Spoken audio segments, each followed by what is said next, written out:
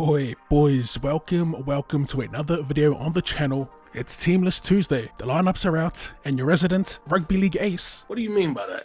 armchair expert, also known as not an actual expert, is ready to go through these team lists, so let's go ahead and take a gaze and make some not so bold predictions.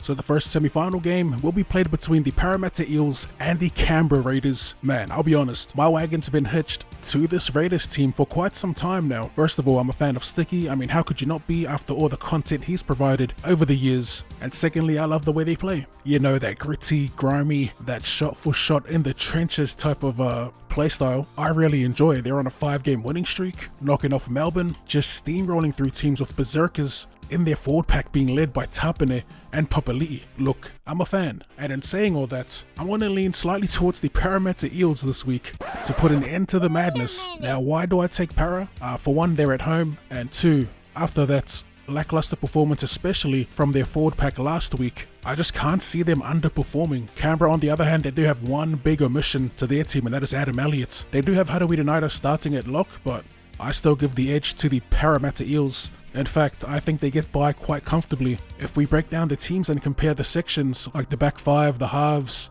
the front row, the back row, and the bench, it's actually fairly even on paper. Except for maybe the halves, I'd give that to the Parramatta Eels. Clear cut actually, but there's an anomaly there with Mitch Moses copping a knock last week. A pretty bad one too. They have named him, so he'll most likely play. Will he be at 100%?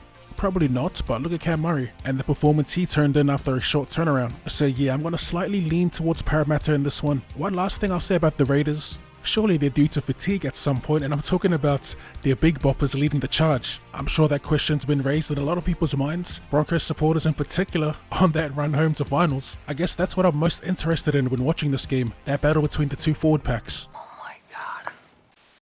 Speaking of fatigue, in the final game for week 2, we have the Cronulla Sharks taking on the South Sydney Rabbitohs. Man, I'm not sure, eh? I mean, who can be with these two games? As far as the team list changes, there's only one change, and that is to the Rabbitohs. Tom Burgess did get suspended. I did see that they got Michael Cheekam named. A peculiar selection to say the least. Surely, old mate Davey Moale will be the big body on the bench, but going off what they named, that doesn't seem to be the case. So who do we think would win? It's a literal coin toss. If I had a coin on me, I'd flip it and that'll be my pick. The last time these two played was back in round 20. The Sharks did look like they'd comfortably get away with the win, but the Rabbitohs fought back as they do.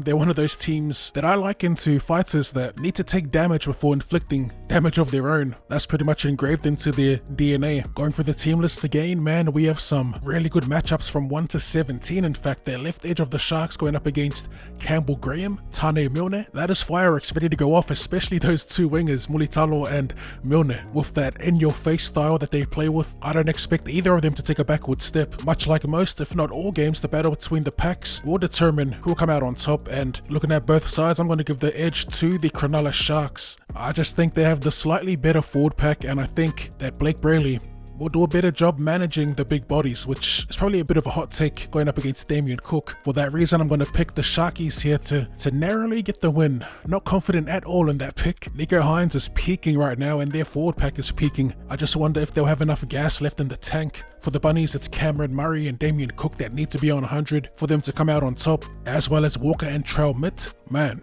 I can't wait. What I'm looking forward to the most in this game is the clash of personalities. Mulitalo, Moylan, Fifita, Latrell Mitchell, Cody Walker, and Tane Milne. Let's just say feathers will get ruffled in this one, and I'm all for it.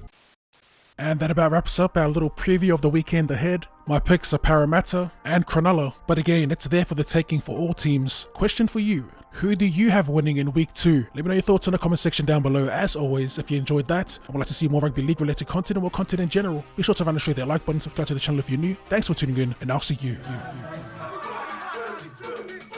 later.